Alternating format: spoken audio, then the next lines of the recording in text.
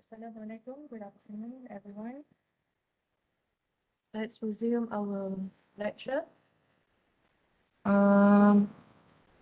Okay, so we are done with LU2, right? And LU2 is about non-parametric tests.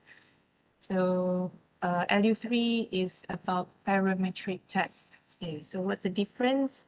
Parametric tests are tests that are used for analyzing parametric data, whereas those and LU2 non-parametric tests, the tests are used for analyzing non-parametric data.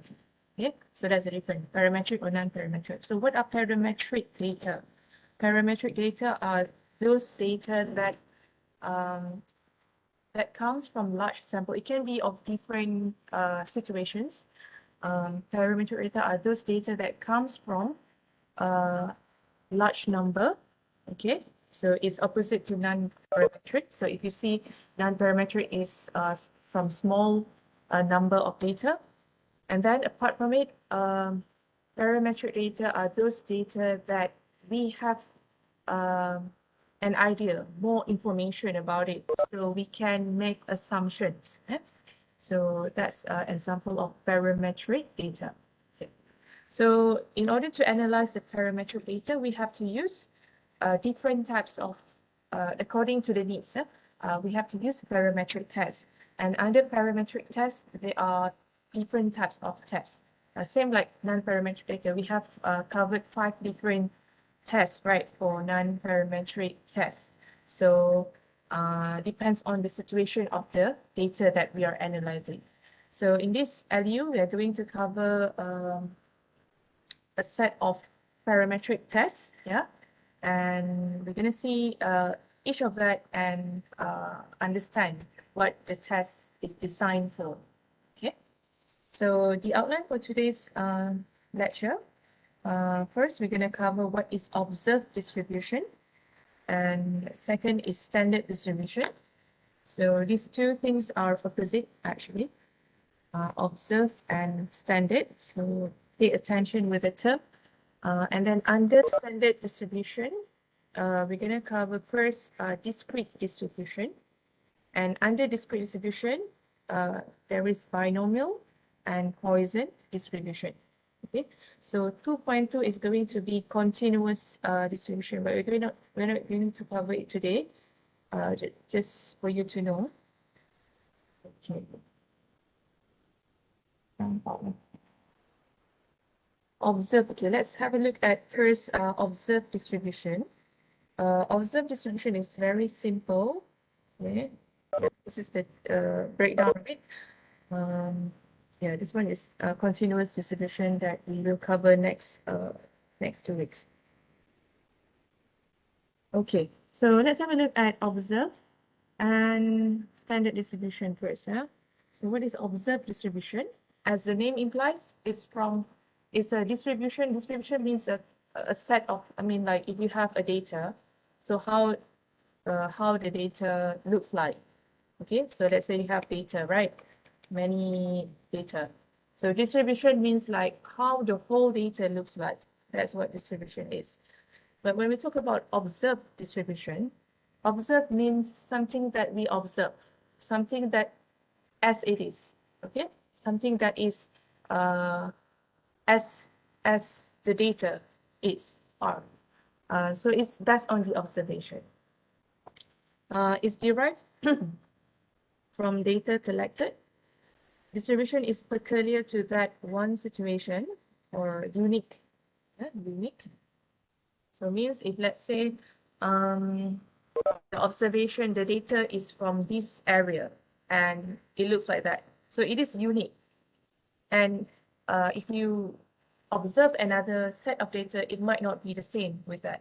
Okay, so normally the data is unique to that situation. The numbers collected are all measurement if, which varies, then yeah, make sense of the data, find certain useful concepts. So what you have to do with whatever the observed distribution, normally, let's say you have whatever the data here, right? So what you would calculate is one of them is probability. This stands for or in Malay is kebarangkalian. Yeah? So means if let's say you can calculate the probability of whatever the data that you have over the whole data. What is the chance of it to occur? So that is the thing that you can calculate from observed distribution. So the definition is of the probability is the frequency over a frequency of the things of the whatever the subject that you are analyzing divided by the total frequency. So I think this one is you have known the concept of probability before, right? Probability. The frequency can be calculated by adding. Okay, this one you will understand better if I give you an example of this. Huh?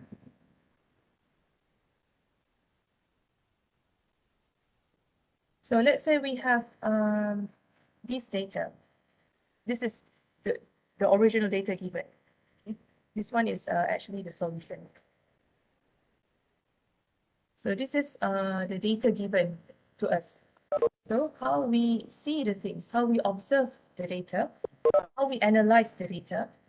So this one is length, frequency. So there is a range.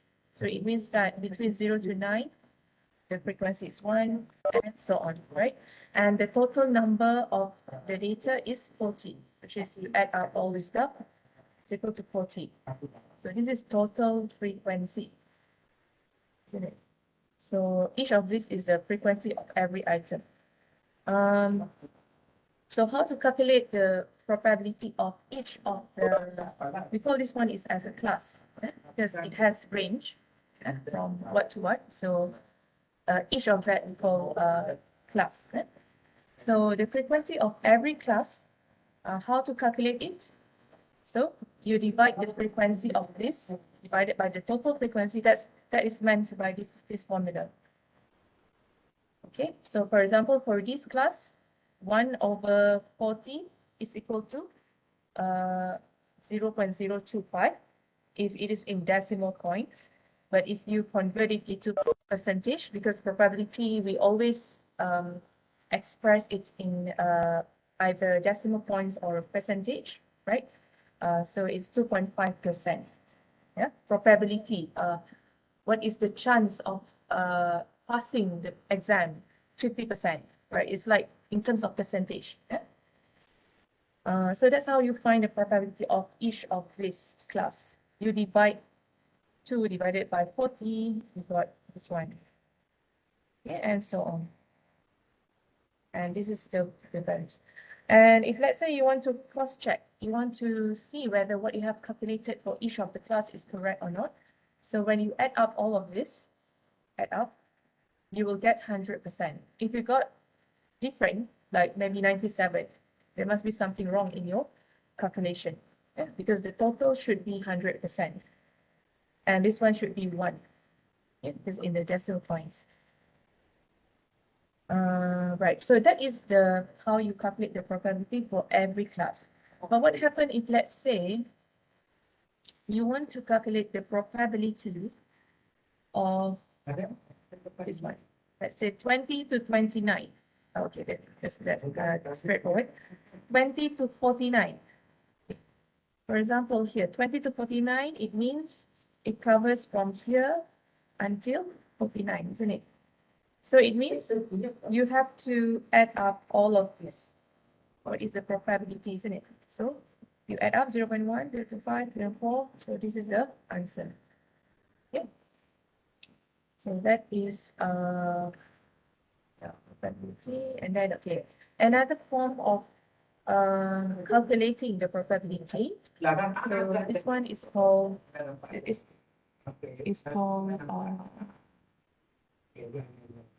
cumulative less than. Okay, so just now you see the class. If you see the class is quite obvious or clear. Is 0 to 9, 10 to 19, 20 to 29, until 60 to 69. But here you can make it instead of 0 to 9, you make it less than or equal to 9. Okay, so this is fine. It's about also the same with 0 to 9, isn't it? But the second class, it will give you different meaning, which means if let's say you put like less or equal to 19, so it means it will cover from 0, isn't it? 0 until 19. So it means it will consider the first class as well. It's not just, if you compare here, it's 10 to 19, supposedly, 10 to 19. So it's not, it doesn't cover 10 to 19 only. It also covers whatever that is less than or equal to 19. So it means from 0 to 19, actually. And it go to the third one here is 0 to 29, 0 to 39, 0 to 49, 0 to 59, 0 to 69. Because the symbol here means anything that is less than that. So what does it mean in terms of the probability? So this is the original data. So if you want to calculate the probability, for this one, it will be the same, but you just divide 1 over 40. But for the second one here, 3, this one, you should actually consider 3 plus 1, actually. For example, here. So you should actually consider 3 plus 1, which is 4. 4 divided by 40. Like, sorry. Ada banyak plan ni sekejap. Tidak, hari itu saya tidak. Oh. Apa itu lama punya. Lama punya, baru punya. Oh, okay. So this one is already calculated. So if let's say you see the here, so 1 over 40 is equal to 0.025. And then if let's say you calculate 3 over 40 is equal to, if you refer here, and not 3. Oh, okay. Sorry. I thought this is not the original thing. Okay, this one, it has add up all the things here. For example, like this refer to this one, right? 1 refer to the class 1, and 2 refer to this one. But for, if let's say you have this symbol, you have to add up directly. Means that originally this one is 1, 10 to 19 is 2, but here you add up 2 plus 1, it becomes 3, right? And then copy was the original data. Sebab saya mau program itu ada program mereka dan dia ended by now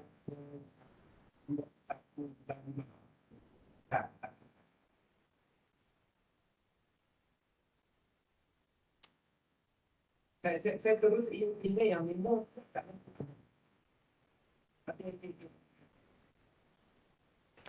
Okay, so this is the original data, right, given to you from the previous table. So in order to determine the frequency, because we are talking now about whatever that is less than 19, isn't it? So we have to add up this one. This is what I meant just now. Okay, So here is 1, which is the same. But here, at this point, it should be the cumulative of 1 plus 2, right? Because it considers everything within this range. That's why it's 3. And then for this one, you add up with 3 plus 4 becomes 7. So this one is 7 plus 10, so 17 until 14. So how to know whether what you have developed here is correct or not? The final answer should be 40, which is equal to the original data 40. Okay, because you add up all the things. So because of the frequency is different, when you calculate the probability, now 1 divided by 14 is 2.5. 3 divided by 14 is equal to 0.075. This one is percentage. Yeah. So this one is 7 divided by 14 is equal to 0.175 or 17.5%. Okay, that's how you calculate the probability for cumulative less than this symbol. So you just have to don't memorize. You think logically, logically. So what does it mean? This one means it's less than 19. So it must be all the values before 19. So that's how you can visualize it. If you memorize it, you might not remember everything, but if you think logically, then you can relate it easily. Okay, this is the other way around, cumulative more than. So if you see here, the symbol is greater than 0. So logically, it's anything that is greater than 0. So based on the data given here, it covers everything, isn't it? So it's the other way around. So the frequency first should be 40, but then it becomes reduced and reduced based on this specification. Yeah, and that's how this table is actually developed. And if you see, it's actually opposite to this one. And how you calculate the probability is also different because of the frequency is now different. So here starts with 100%. Because 40 divided by 40 is 100%. And then 39 divided by 40 is this one. So it's reducing. Okay, and this one is also reducing, starting from 0.1 until 0.025. Okay. I don't have, actually this one is during the physical class. So it's going to be fun during the physical class. But now I want to cut the time. Okay. You can try later. I will pass the song and also the script. Okay, and you can calculate the probability of the word dreams. Yeah, I'll post it somewhere in the event of the activity. Okay. So that's all about observed distribution. Observe means anything that you observe, you calculate the probability of it. Now, we move to standard distribution. This is the one that is lengthier and has more tests. Yeah? So for observe, you just have to understand probability just now, probability, and then you have different types of organization of the data, cumulative less or cumulative more. So under standard distributions, so the word standard here, it means a lot. It means when we say something standard, there must be something that we refer to, isn't it? A benchmark. Okay? Standard of, yeah, whatever standard. You imagine that there must be something that we refer to. So when we talk about standard distributions, there must be a table. Right? And before this, you have come across various kinds of tables. That's example of standard distribution, because it is based on table. It's based on something that has been established. Okay, how people establish table is I also don't know. It's statisticians that have developed the tables, but they have categorized the tests that use the table as standard distributions. Standard distribution implies that the situation resembles closely a theoretical situation for which the distribution has been constructed mathematically. So what the statisticians did, when they how to say that, the distribution, they refer it to the standard and they relate it with a theoretical situation. Okay, that is why those distributions are called standard distribution. Okay, so standard distributions can be divided into either discrete or continuous distribution. Okay, this is another two terms that you need to take note: discrete and continuous.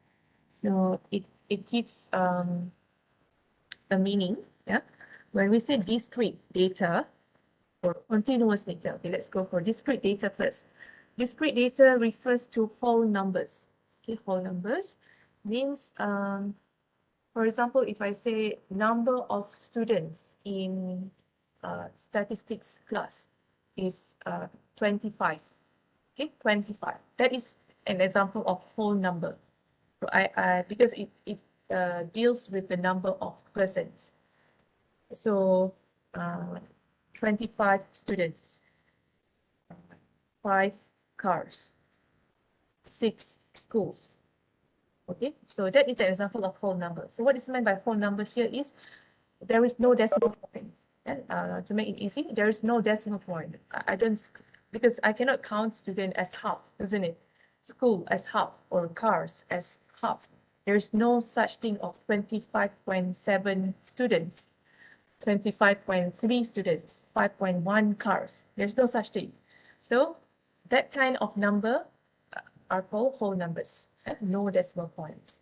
And how to know? It depends on the thing that you are counted. Not everything can be whole numbers, and not everything. The opposite of it is continuous. Yeah? So the opposite of whole numbers are continuous numbers. So just now, whole numbers, whatever the data that are of whole numbers, they are called discrete data. Okay? 25 students, example of discrete data. So those kind of data, they are the distribution or the pattern of the data is called discrete distribution. So the opposite of discrete distribution is continuous distribution. And examples of what are continuous distribution? Distribution that involve continuous numbers. For example, continuous is something that deals with decimal points, that have decimal points, like height of students, right? Height, we have 160.5 cm. And if you see why it says continuous, because there are people who have heights of 160.05, or even if you go into detail, 0.001. Okay, let's go for 1 decimal point. There are people who have 160.1 cm, 160.15, even 160.2, 3, even 2.2. So it's continuous. So there's no limit for it. So that's why it's called continuous.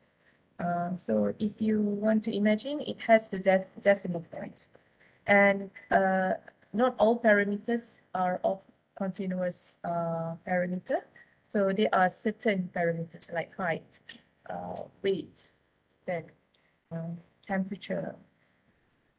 Well, just now, like number of students, tak dapat lah, because you cannot count it as in decimal points, kan?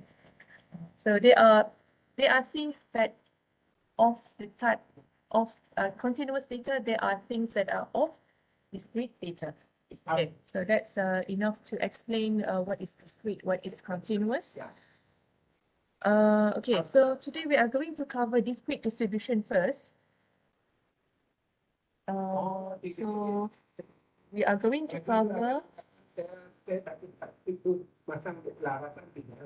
binomial distribution and Poisson distribution. So these are the two tests that we are going to cover. One of the earliest standard distribution to develop against the binomial. Okay, that's another information that you need to know. The most used and best known standard distribution is probably the normal distribution. Okay, this one we are going to cover under continuous distribution. Okay, let's focus on discrete first.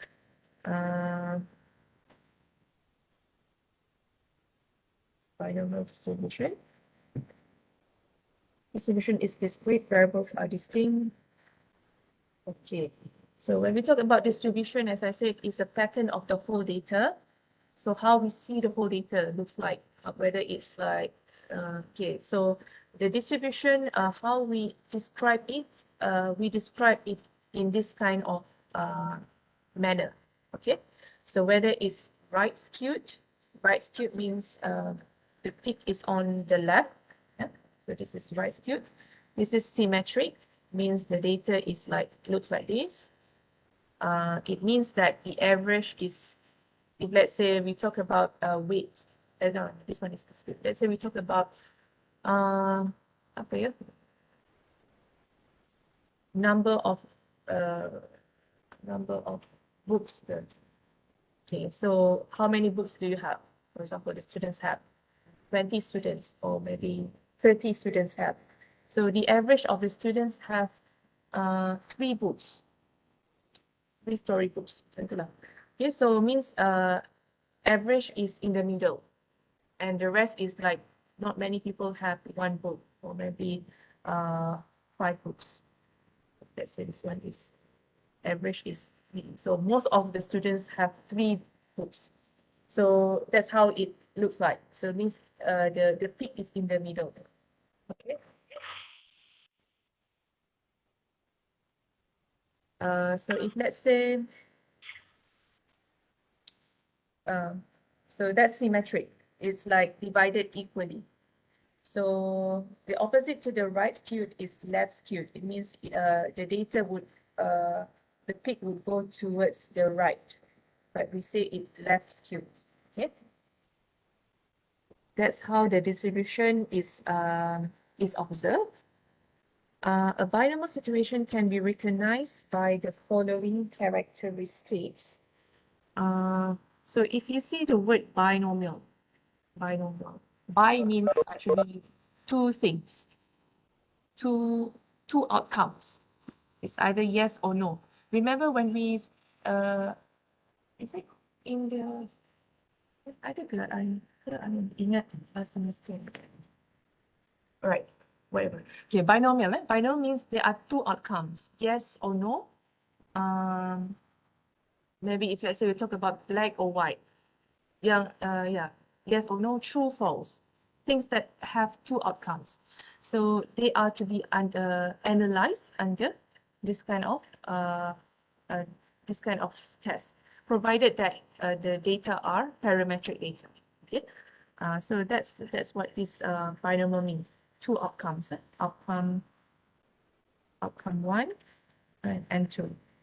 And examples are just now, success, failure, true, false, yes, no, yes, things like that. Okay. Existence of an individual which is defined, yes, success, failure. And how we define it? We define, let's say, the first event as P, small p, and the second one, it will be 1 minus P. Because, why 1? Because remember the probability, the total probability is 100%, isn't it? So if you convert it into decimal points, it's 1. So the probability should be, for the rest, for the second event, is 1 minus P. Okay.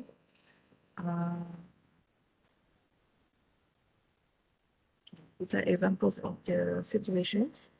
So how we going to calculate the probability?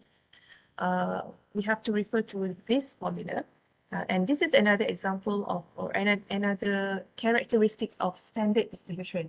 There is a certain formula and certain terms that we use, certain formula. Yes. Okay, so this is the formula for the binomial probabilities, NCR, PR, 1 minus P, N minus R. So what is N here? N is the sample size. P is the proportion of type 1. So you have to identify type 1 and type 2 event. Okay. And then identify what's P, 1 minus P. And this one is NCR is equal to n factorial. This exclamation marks in mathematics, it means it is called factorial. Okay, factorial. So NCR, it means n factorial divided r factorial multiplied by n minus r factorial. So what does factorial means? If let's say we have n is just a symbol, and it could be any number. Let's say 5 factorial. So in maths, it means 5 times 4 times 3 times 2 until 1. Okay, so that's what it means by 5 factorial. So you have to solve this value. So in the same thing lah. If let's say 10 factorial, 10 times 9 times 8. So it's going descending order. 10 times 9 times 8 until 1. Okay, so you find the values, which is this one, 520. 20 times 3 is 60, 120. So that's how you solve this one. Okay, let's have a look at example here in order for you to understand better.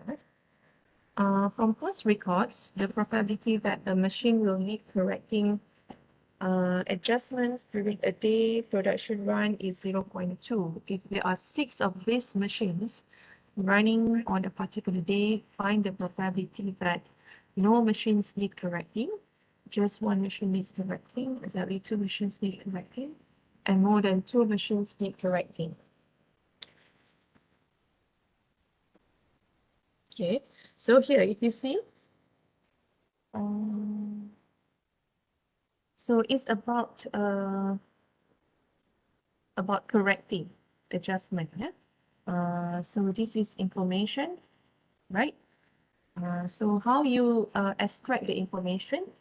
It means now the pen 1 or type 1 is correcting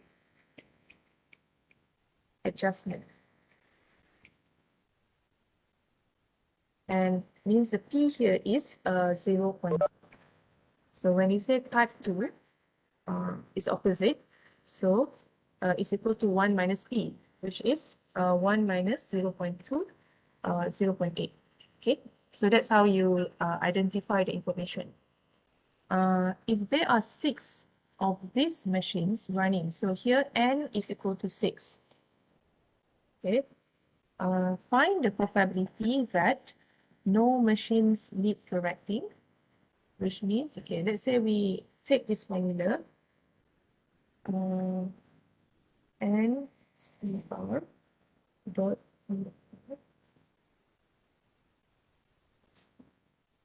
n. So this is the formula of the binomial distribution.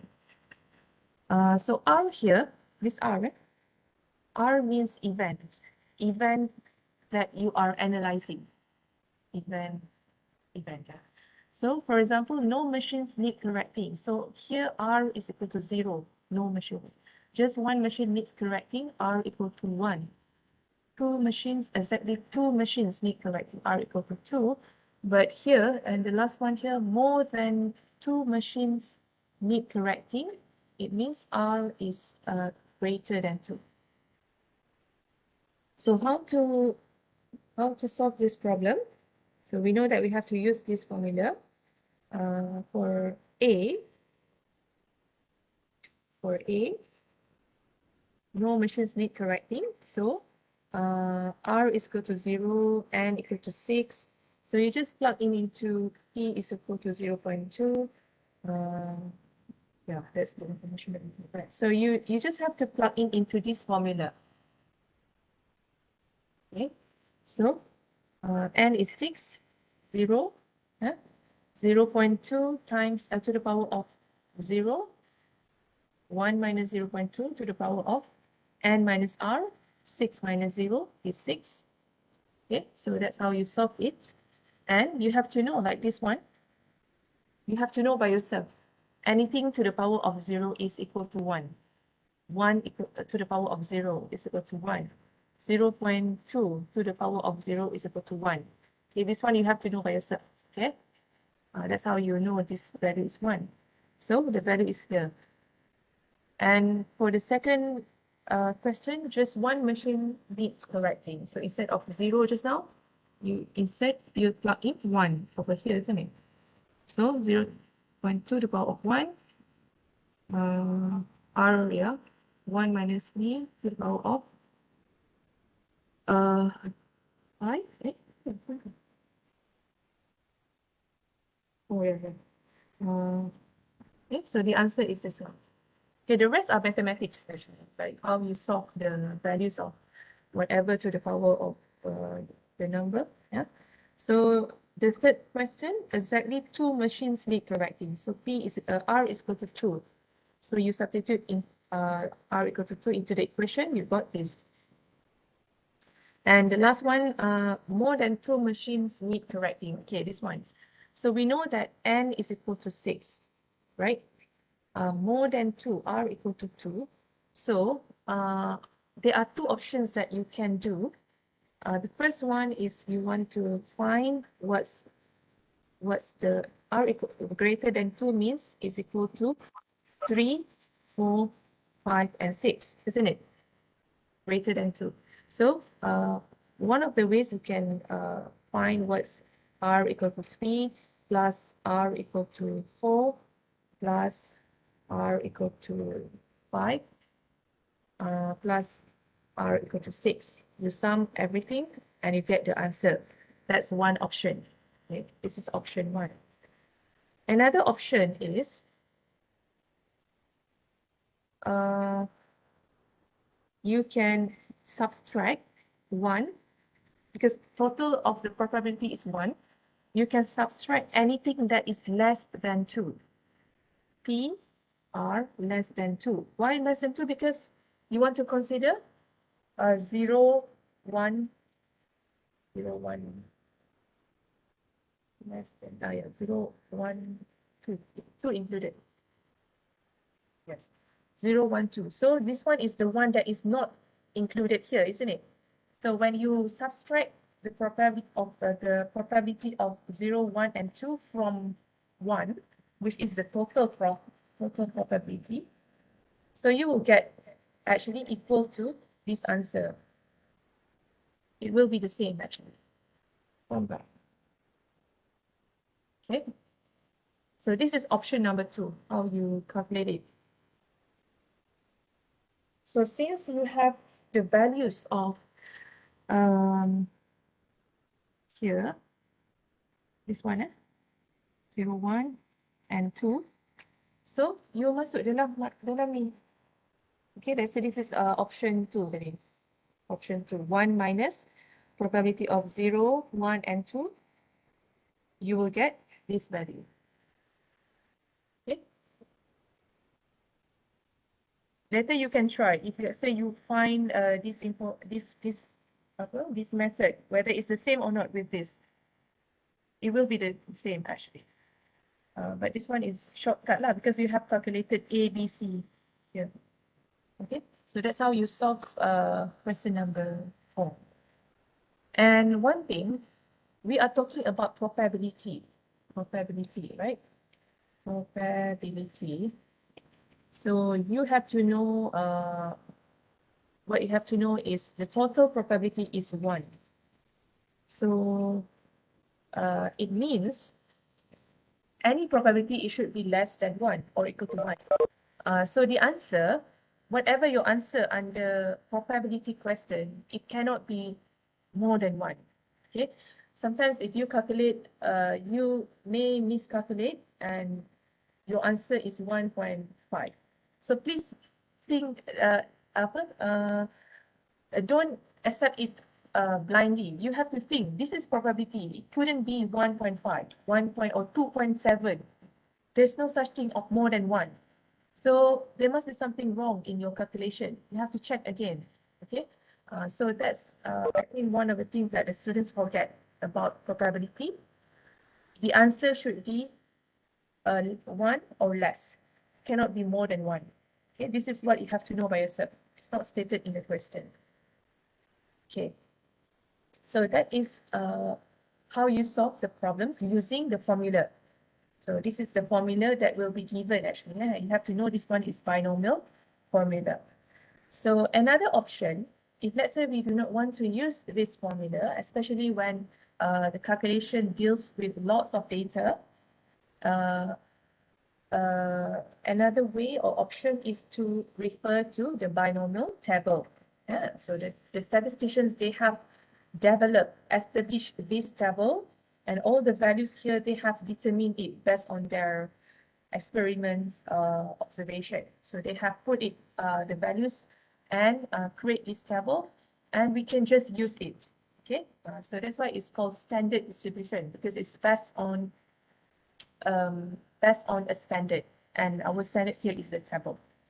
So if you do not want to use the formula just now, you can use binomial distribution table in order to find the values of the probability. Whatever that you have calculated just now, you can actually find it from this table. So for example, if let's say just now we are analyzing, let's say we go back to the question and we use table instead of the formula. P equal to R equal to 0, and our n here is 6, right? 6. So let's say we use the table to find it, and here you have to know, you have to refer to this column, because this one is actually 0.5. And because we are talking about binomial, there are only 2 probabilities. So we have to refer to this column. Okay? This P actually. There are actually other situations where we have more than 2 outcomes, but we're not going to cover in this course. So for this distribution, you just go directly to 0.5. Okay. So let's say 6 just now, right? N equal to 6. What you have to know, R. This is R. This is 6. This is R. This is N. So you have to find the right N, the right R. Right? So let's say 0 here. So refer to this 0.0156. Okay? Complete something. 0.0156. Good job, Ed.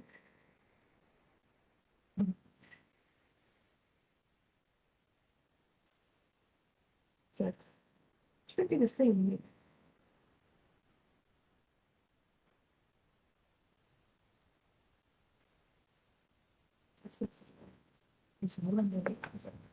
Yeah, the correction I thought realized I thought it's fine.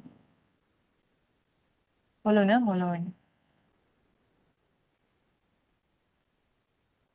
Um,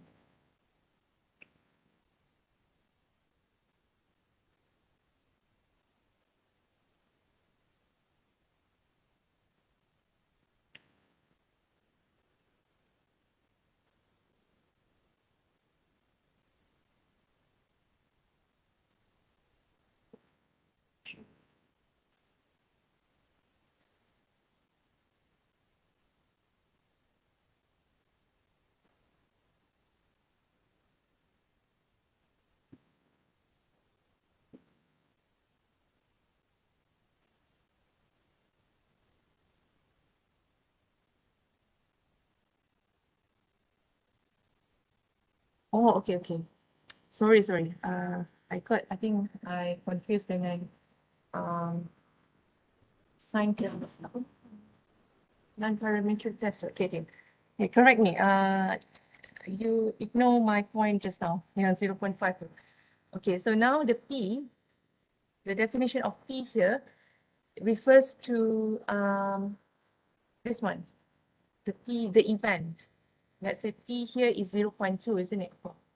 So 0.2, right? This one. Okay, this 0.2. This one is P. So this is the value that you refer to this one. Okay, sorry. Okay, 0.2.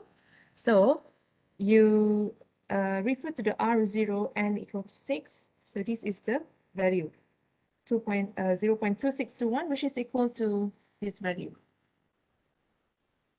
Okay, and then let's say R equal to 1 is this one, 0.3932, which is equal to this one. Okay, and so on.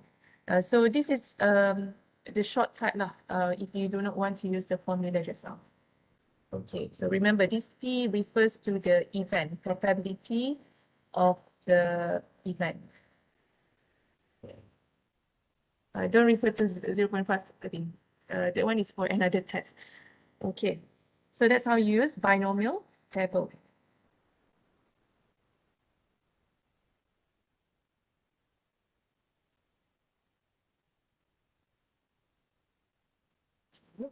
So another distribution under discrete distribution is Poisson distribution. So what is the difference between binomial and Poisson? Poisson is used for larger n, larger sample size. And it gives better approximation when n is greater than or equal to 20. So that's the difference between the two distribution. So this for more than 20 samples, 20 data. Similar to the binomial, but with an infinite sample size. So it can be more than 20, it can be even up to infinity, yeah? Infinite. So it can be large sample. The sample population has two elements, occurrence of events and the non-occurrence of events. It's actually the same thing just now, P and 1 minus P, okay? Is derived from binomial using the binomial formula for probabilities. Okay, so this is the formula for Poisson. Looks like much simpler, but you also have to know what it means. E to the power of lambda. This symbol is called lambda. I think you have come across this in physics, right? Lambda. So lambda is the average number of events per sample. So that's the definition of lambda. E is the constant equal to 2.718. So if you press your calculator, E, it has a value to the power of, let's say, E to the power of 1. So it will give certain values. But E itself is 2.78. And R, the same like binomial, is the variable number of events that we are analyzing, okay, depending on the questions. So that's the equation of Poisson distribution. Okay, let's have a look at an example and how we're going to use the formula. The safety of a dangerous intersection was being investigated. Past police records indicate a mean of 3 accidents per month. So you see this one happen at this intersection. The number of accidents is distributed according to a Poisson distribution. So it's mentioned directly that you have to use Poisson test, Poisson distribution. The Highway Safety Division wants us to calculate the probability in any month of exactly 0, 1, 2, 3, 4, 5 or more accidents happening. So calculate the probability. So means here there are different cases lah. R equal to 0. This is events, right? This is actually events. The events are defined as R. So we have to find what's the probability of R equal to 0, R equal to 1, R equal to 2, 3, 4, and 5. Yep. So each of these must have a value. Okay. So how are you gonna solve it? Okay, first, mean of 3 accidents. So this one is actually the lambda. Okay. Remember the definition of lambda, average number of events. So it's the mean or the average. So lambda is equal to 3. So what else information? Yeah, the rest we have known already. So let's say for R equal to 0, we apply the formula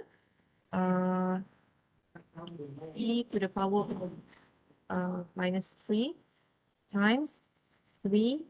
R is 0, right? I'm substituting 0 into this, R equal to 0 into this formula. Divided by 0 factorial. Okay, so 0 factorial is actually 1. And 3 to the power of 0 is 1. So actually you are solving just this one actually. Yeah. So this is the answer. Okay, so you see this one 0 factorial, 3 to the power of 0. This one is equal to 1, this one equal to 1. And the answer is 0.0498 for r equal to 0. And you solve the same for r equal to 1, r equal to 2, 3, 4, and 5. So these are the answer. Okay, later you can try it without looking at the answer here, how you want to use the formula. Okay, so the second question, so that answers the first question. Question B, action would be taken if the probability of more than 3 accidents per month exceeds 0.3. Should we act? Action would be taken if the probability of more than 3 accidents per month exceeds 0.3. So how to solve that? So it means that we have to find what's the probability of more than 3 accidents. Okay. So here we have already the values of P1, P2, P3, right? Okay, so if you see the questions, more than 3 accidents, it means P r equal to 4, r equal to 5. But remember, this is it's actually very impossible for us to calculate towards the end if we want to consider anything after 3.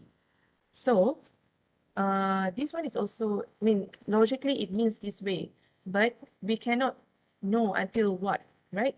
R until what? 1,000, 2,000. So it's impossible for us to calculate thing. So the other option is you subtract anything that is below. So more than 3, right? So you just consider 1 minus P equal to R equal to 1. But this one is actually R equal to 0, sorry. R equal to 0, R equal to 1, R equal to 2, R equal to. This is what these values are. Okay. So it stops until 3. Because more than 3, it means 4, 5, 6. So you should subtract anything that is not that is not beyond 3. And you subtract from 1. Why 1? 1 is the total probability. So since you have calculated 0.1 starting from 0, 1, 2, and 3, so you plug in the values 0.0498, 0.1494, and 0.224, and 224. Okay, so the sum of this is this one, and the answer is this. Okay, now the question says action will be taken if the probability exceeds 0.3. So this one exceeds 0.3, isn't it? So the answer is yes, action should be taken. Okay, so that's the answer to the question. Okay, that is Poisson formula. So same like binomial, if let's say we do not want to use the formula, we can just refer to the Poisson table. So there is a table called Poisson distribution table. So I have uploaded it on Elite. So how to use this table? So the thing that you should know beforehand is R, of course R, and also lambda, which is the average. Yeah? So it depends on the problem that you solve. Okay, just now the lambda is 3, isn't it? So this is the value. Or this is the column that you have to refer. So just now, if let's say you want to find what is P when R is equal to 0 and lambda equal to 3, the answer is 0.0498, isn't it? When you calculate it. So this one. So it's actually the same. Okay, so it's actually much easier to use the table, but theoretically you should know the origin of the distribution. There is an equation, there is a table. So that's why we introduce also the equation. Okay, but if you want to find directly, this is the way that how you solve it. Okay, what else? Poisson distribution as an approximation of the binomial distribution.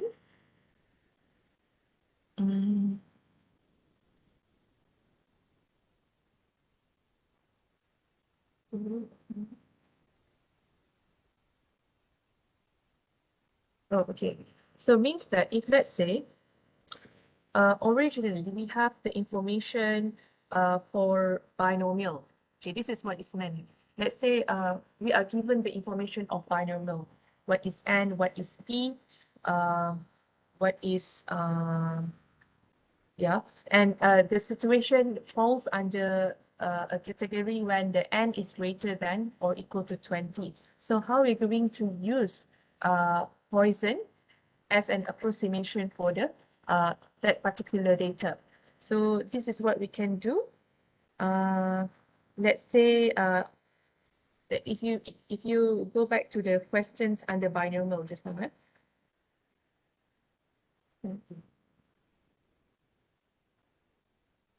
like this one.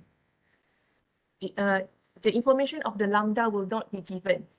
For example, like this one, the information of the lambda will not be given, but we only have the value of n, which is 6.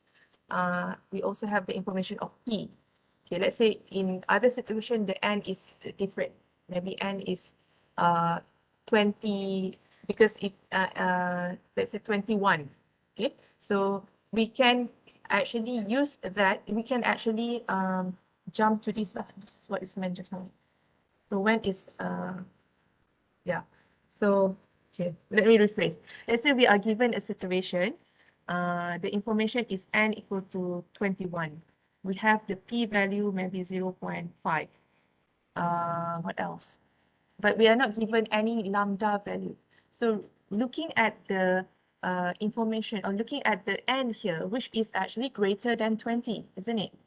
Although we are not given lambda value, we can use Poisson distribution as an approximation of the binomial distribution. So how we want to find the lambda? So this is the formula for that situation. So means that we can find the lambda by multiplying n with p. So 21 times, let's say, p 0.5. So we will get the lambda. Okay, so that is meant by that. So means that the lambda value is not given directly. Okay, so for example, let's have a look at this example. So given a binomial distribution, so it's stated that binomial with n equal to 28. Okay, so it's binomial, we know that it should be less than 20, but now n is 28, it's greater than 20. P is 0.025. Use the Poisson approximation to the binomial to find the P when R is greater or equal to 3, R equal to 6, and R equal to 9. Hold on, I need to switch on the light.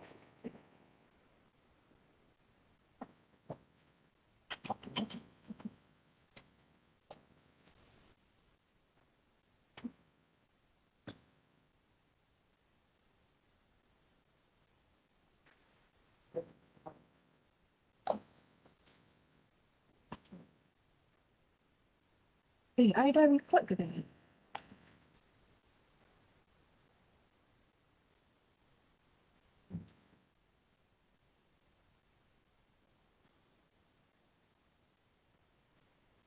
Okay, go back to this.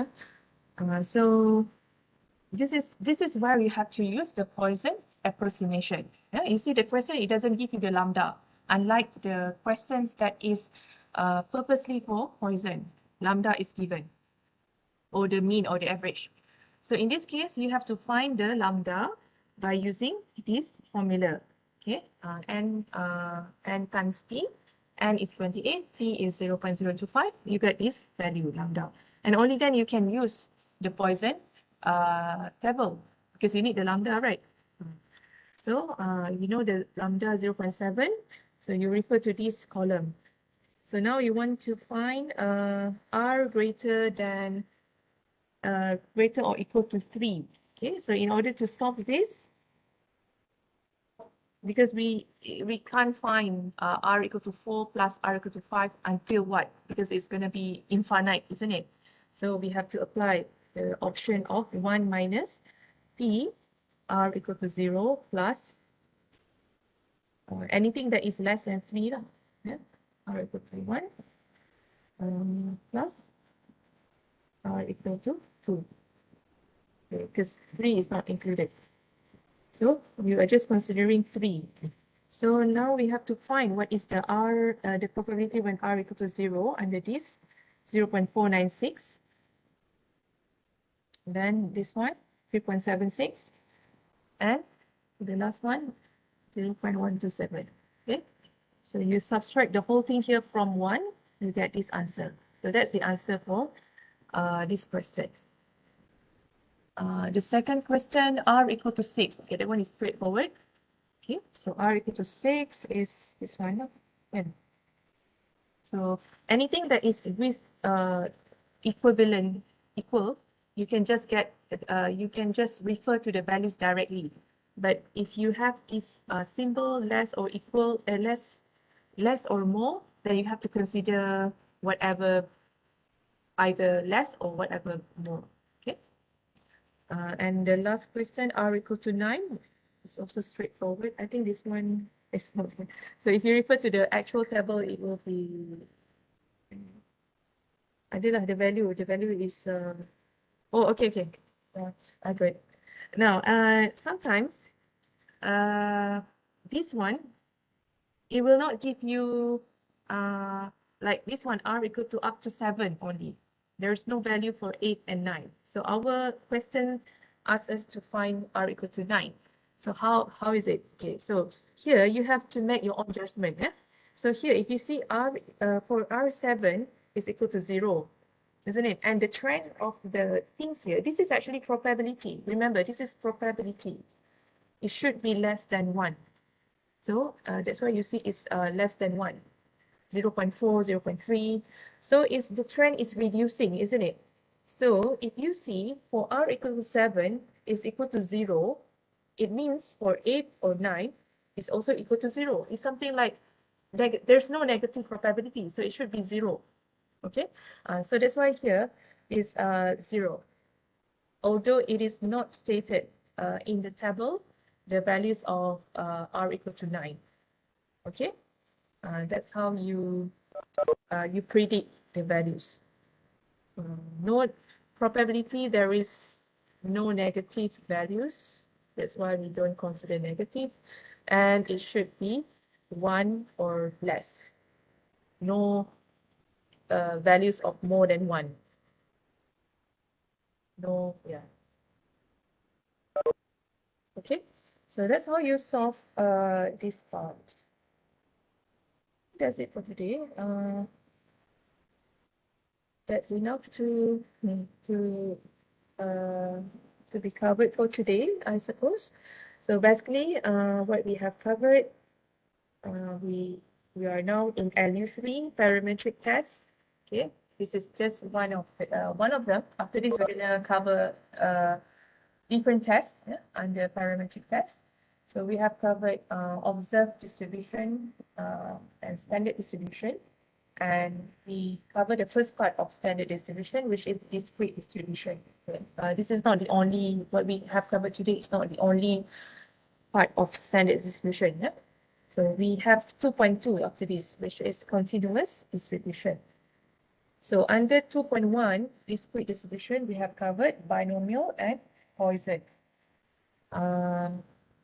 So observe tadi quite easy, like find the probability, but you have to know the way how you find the probability, whether it's just the present probability or it involves cumulative less than or cumulative more than. Okay, that's observed distribution. And for the standard distribution, we have under discrete distribution, we have covered binomial and Poisson. Binomial, it has its own formula, and normally it's for less than 20, the end. Poisson is actually more. It has its own formula as well. Binomial, it has its own table. Poisson has its own table. So, and also the last part, we have a look at how we approximate binomial distribution using Poisson. given the situation that the n is greater than 20. Yeah. So it's fine. Given a binomial situation and greater than 20, then we find the lambda using the formula lambda equal to NP, then we use Poisson for solving that problems or probabilities. Okay, so that's all for today. So I'll see you guys after Raya, inshallah. We're going to continue with continuous distribution. Okay, any question for today's lecture?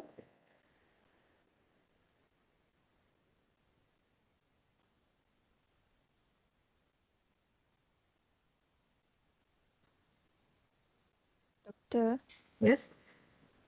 so basically